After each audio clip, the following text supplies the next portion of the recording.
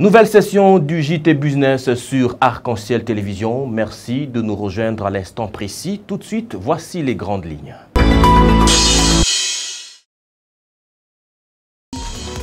Comment désengorger le poste frontalier de Kasumbalesa et fluidifier ainsi le trafic? Congolais et Zambiens y ont réfléchi une nouvelle fois. Le ministre du Commerce extérieur, Jean-Lucien Boussa, était en Zambie voisine. C'est à suivre dès l'entame de ce magazine. À suivre également un extrait du débrief éco. La professeure ordinaire Marie-Claire Yanjou était reçue dans ce magazine. Elle est docteure en biotechnologie alimentaire et enseignante à l'université de Kinshasa. Débrief éco a abordé avec elle la question de l'introduction de la farine de manioc dans la fabrication des produits des boulangeries et pâtisseries, en y extirpant bien sûr les implications économiques positives. Voilà tout pour les titres. Cordial bienvenue. Et pour ouvrir ce journal, la République démocratique du Congo ainsi que la Zambie ont réfléchi sur les voies et moyens pour désengorger le poste frontalier de Kasumbalesa. Côté congolais, c'est Jean-Lucien Boussa, ministre du Commerce extérieur, qui conduisait la délégation. Reportage Brigitte Massangila. L'objectif des échanges entre Lusaka et Kinshasa demeure la facilitation des transactions commerciales entre les deux nations. De voies et moyens devront être trouvés pour arriver à désengorger les postes frontaliers de Kasumbalesa en proie à des embouteillages monstres, situation qui déplaît les opérateurs économiques. Et donc, nous sommes venus pour que ces questions trouvent des réponses claires, rapides, là où on peut les trouver très rapidement, mais aussi que nous puissions nous mettre d'accord sur la perspective des réponses structurelles. Il est clair que lorsque les frontières sont encombrées, pour passer l'expression, ça réduit la fluidité du commerce. Et la frontière Kasumbalesa a été une frontière stratégique pour la République démocratique du Congo. Nos exportations, le plus gros de nos exportations passe par là. Le plus gros des importations que nous réalisons avec l'Afrique australe aussi passe par là.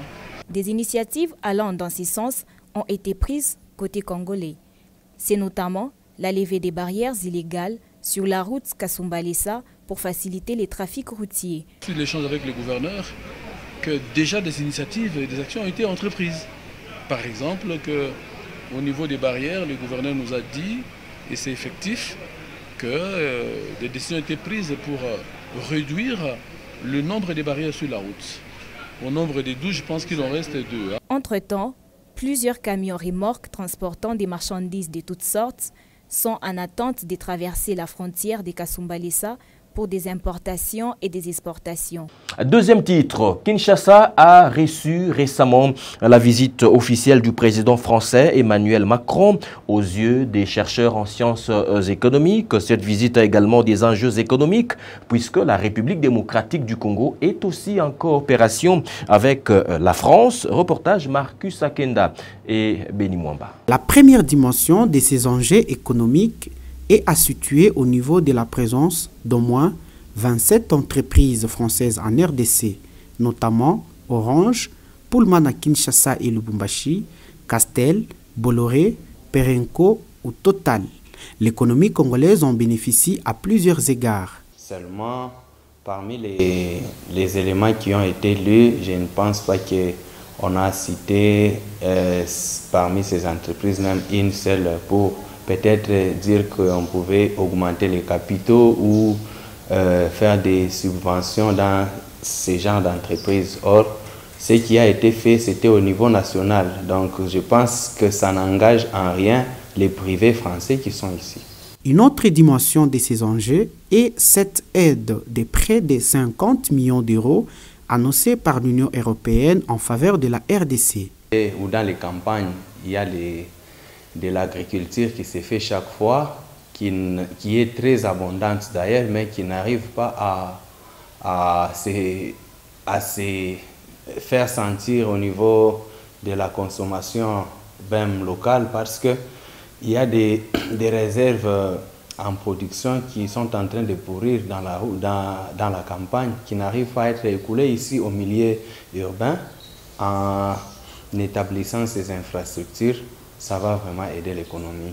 Concernant les échanges commerciaux entre la RDC et la France, en 2021 par exemple, la France a exporté vers la RDC pour 149,8 millions d'euros des produits des industries agroalimentaires, des biens d'équipement mécanique, des produits pharmaceutiques et chimiques, tandis que la RDC a vendu pour 123 millions d'euros à la France, selon la Chambre de commerce et d'industrie franco-congolaise. Et puis une note d'agriculture dans le reste de ce JT Business.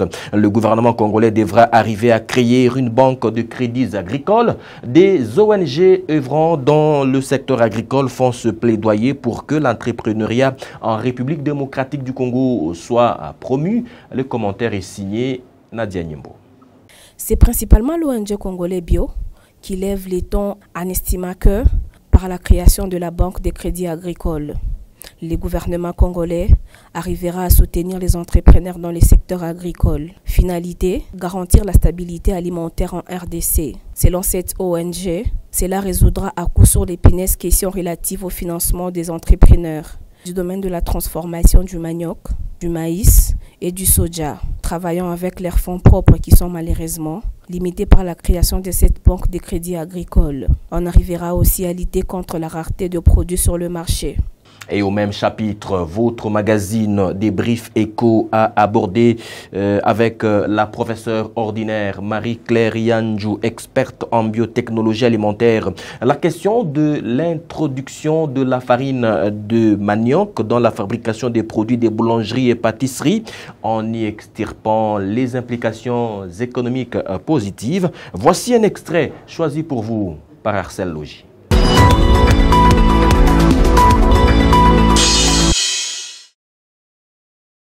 Les éléments, si vous regardez, le manioc constitue déjà une grande source de revenus pour plus de 70% de la population. Si vous partez du champ jusque dans l'assiette, dans toutes les étapes là, la transformation est faite par les femmes. Le manioc est frais, il est récolté, et puis il est transformé, soit trempé dans l'eau, et puis il est transformé à différents mets. La chikwang, le foufou, ainsi de suite. Et puis le transport. Et puis quand on arrive, quand vous regardez par exemple la chikwang, celui qui prépare qui vend la chikwang n'est pas nécessairement celui qui a préparé. Celui qui a préparé la chikwang n'est pas nécessairement celui qui a roué le manioc. Et celui qui a le manioc, le kimpuka, n'est pas celui qui a nécessairement cultivé ce manioc. Vous voyez, ça fait toute une chaîne avec des acteurs différents, et ça fait que chacun peut se retrouver. Non seulement on va créer des emplois, mais aussi on crée aussi des marchés. Et quand ça arrive déjà le bougali chez les mamans Malewa, comme on dit chez nous à Kinshasa, c'est déjà aussi... Et ce qu'il faut remarquer, c'est qu'à chaque étape de transformation du manioc, il y a toujours un gain. Donc la chaîne de valeur du manioc, c'est la chaîne des gains aussi.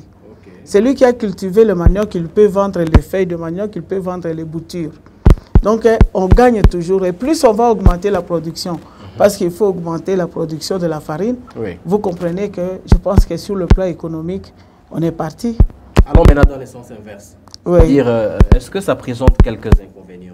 Oui, les inconvénients, c'est beaucoup plus des contraintes sur la qualité. La qualité, c'est-à-dire quoi? C'est-à-dire, si la transformation s'est faite d'une manière correcte, selon nos études, et c'est valable partout, et il n'y a pas de problème. Mais compte tenu du fait que la transformation est encore artisanale, si pas semi-artisanale, si on augmente une production telle qu'on est en train de faire l'intensification de la culture, et qu'on n'améliore pas les outils de transformation, on va retomber encore dans le fait qu'on n'aura pas le pain de qualité, ou encore on n'aura pas la farine panifiable, qui est une farine non fermentée. C'est une farine qui doit répondre aux propriétés de la farine de panification. C'est comme la farine de blé. Il n'a pas d'odeur de fermentation, il n'a pas de couleur noire, il n'a pas... Et puis surtout, il n'a pas de cyanure, surtout que ce n'est pas rouillé. Si les gens ne pratiquent pas correctement la technique de transformation qui donne la farine non fermentée, ça peut arriver par manque de séchoir. Aujourd'hui, vous allez apprendre, vous allez voir... C'est quoi le séchoir? C'est un appareil qui permet de déshydrater le manioc et de nous donner ça sous forme de granules secs. Et ces granules-là sont moulus et ça devient la farine. La farine. Et lorsqu'on n'a pas pu sécher, parce que si vous utilisez le soleil, vous courez le risque de pendant le séchage, il y a les moisissures, il y a les microbes qui se posent là-bas. Qui se posent et qui sont à l'aise parce que la température qui est là leur permet de croître. Et à ce moment-là, vous n'aurez jamais votre farine panifiable.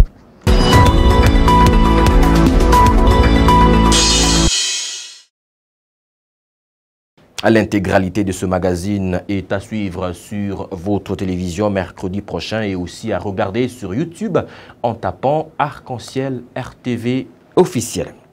Un pont sera jeté sur la rivière Luapula en République démocratique du Congo. L'objectif est celui de réduire d'environ 250 km le trajet entre Lubumbashi et le port de Dar es Salaam. C'est ce qu'a révélé l'agence congolaise des grands travaux. Visiblement, ce projet impactera grandement l'économie congolaise. Merveille Mouhemba pour le récit. Ce projet sera d'un grand apport sur le plan économique. Il facilitera les échanges par la circulation des biens dans les régions du Komissa et de la SADC. Il aplanira toutes les divergences de vues pour rendre effectif un port sec entre la RDC et la Zambie sur la route nationale numéro 5. Les attentes du pays au sujet de ces projets sont énormes. Selon Nikon Zaou, directeur général de l'agence congolaise des grands travaux, les bénéfices en termes d'exploitation pour les transporteurs sera plus grand. Il réduira de 250 km la distance du trajet allant du port de Dar es Salaam jusqu'à Lubumbashi. À en croire toujours Nikon Zaou, le gouvernement de la RDC a dans les soucis de faire aboutir rapidement les pourparlers, rempli ses obligations en posant des actes concrets, notamment la signature d'un avenant au contrat de concession et l'obtention des approbations nécessaires auprès des différentes autorités. Et puis le prix du cobalt a connu une dégringolade sur le marché international ces 4 dernières semaines. Il est parti de 48 324 $ américains la tonne jusqu'à atteindre 35 012 $ américains la tonne. Cette chute devra servir de leçon à la République démocratique du Congo. Jean-Luc Tchani et Benny Mwamba pour le reportage. Tout est parti de la semaine du 6 au 11 février dernier où une tonne de cobalt s'est vendue à 48 324 $, selon les données de la Commission nationale de la mercuriale du ministère des Commerces extérieurs. La semaine d'après, soit celle du 13 au 18 février 2023, s'est passée à 39 849 $ la tonne. Et la semaine du 20 au 25 février, la tonne s'est vendue à 37 596 $ pour finir à 35 012 $ la semaine du 27 février au 4 mars dernier. Cette dégringolade serait liée à la baisse de la demande. Mais du moins, nous remarquons que la baisse du cobalt de 2022 à 2023 est spectaculaire par le fait qu'il est passé pratiquement à un tiers de son prix qui était en 2022. Les raisons, principalement, nous notons plusieurs raisons. D'abord, la première raison, elle est technologique, par le fait que les recherches récentes, les recherches scientifiques récentes tentent à remplacer le cobalt par d'autres produits, et principalement par le lithium, sur la production de batteries. La République démocratique du Congo devra tirer les leçons de cette baisse des prix des cobalt, surtout que son économie dépend à 90% de l'exportation des produits miniers. C'est sur le plan de l'offre, c'est-à-dire lorsque le prix est très élevé, ce qui signifie que tous ces producteurs commencent à offrir davantage. Et la conjonction de tout, l'apparition d'un nouveau producteur, aussi on parle de l'Indonésie, qui est aussi un autre exportateur de cobalt aujourd'hui sur le marché international, fait que pratiquement nous soyons dans une position où il y a trop de cobalt sur le marché pour peu d'offres. La tendance générale des principaux produits miniers d'exportation de la République démocratique du Congo est encore baissière, selon les experts de la Commission nationale de la mercuriale du ministère du Commerce extérieur. 3 nouvelles en bref et en images dans le reste de ce JT Business. D'abord, le conseil d'administration de la GECAMIN a présenté son plan de travail à Félix-Antoine Tshisekedi. Le chef de l'État a reçu dans son bureau de la Cité de l'Union africaine ce conseil d'administration. La nouvelle équipe dirigeante de la GECAMIN est composée de Guy Robert Lukamankunzi en tant que président du conseil d'administration, Placide Nkala-Bassadilwa, directeur général, Jack Massangou Amwanza, directeur général adjoint, Ludovic Mongabanza, il est aussi directeur général adjoint et des administrateurs. Le chef de l'État a profité de cette rencontre pour leur donner ses orientations concernant la bonne gestion du patrimoine minier de la nation au profit de la population. Et puis la ville de Lubumbashi connaît une fois de plus une montée vertigineuse de la farine de maïs. Un sac de 25 kg est actuellement vendu à 60 000 francs congolais, voire 65 000 francs congolais à certains endroits de la ville. Cette hausse de prix intervient alors que sur le marché, il y a la farine Made in Okatonga qui était censée justement équilibrer le marché. Et enfin, en République démocratique du Congo, le secteur minier n'est pas qu'une affaire d'hommes. Dans ce rapport, l'ITIE lève un coin du voile en révélant la présence de 20 859 femmes employées dans le secteur minier au cours de l'année 2021. Il s'agit, poursuit le document, du niveau les plus élevés depuis 5 ans. Pour arriver à les identifier, les enquêteurs ont exploité essentiellement les statistiques de l'Office national de l'emploi. On aime en abrégé. À présent, voici l'évolution ou soit la tendance des valeurs de base des produits miniers et marchands pour la période de la semaine qui s'achève. D'après les rapports des experts de la Commission nationale des mercuriales du ministère du Commerce extérieur, le minerai de l'étain a connu une baisse sensible.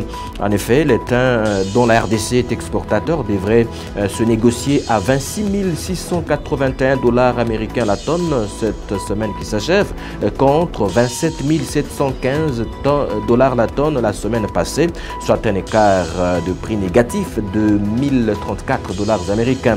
Il faudrait noter que cette semaine n'augure pas des bonnes perspectives pour les principaux produits miniers exportés de la RDC.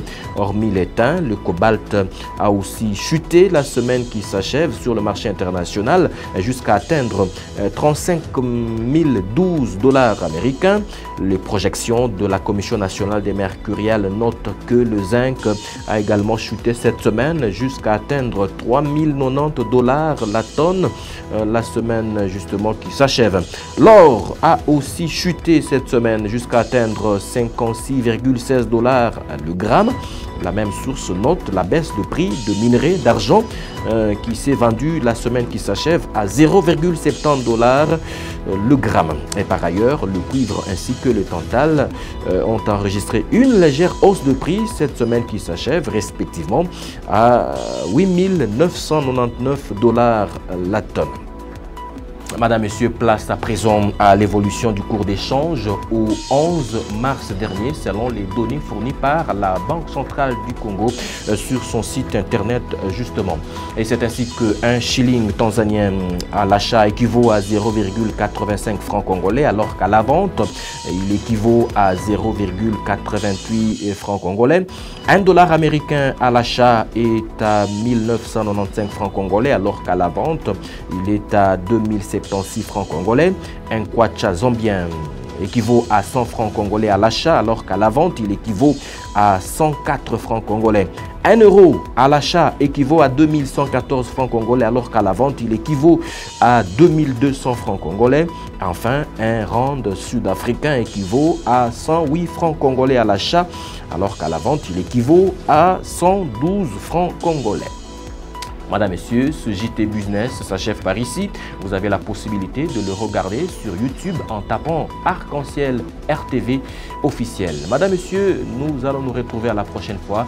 D'ici jusque-là, portez-vous bien. Au revoir.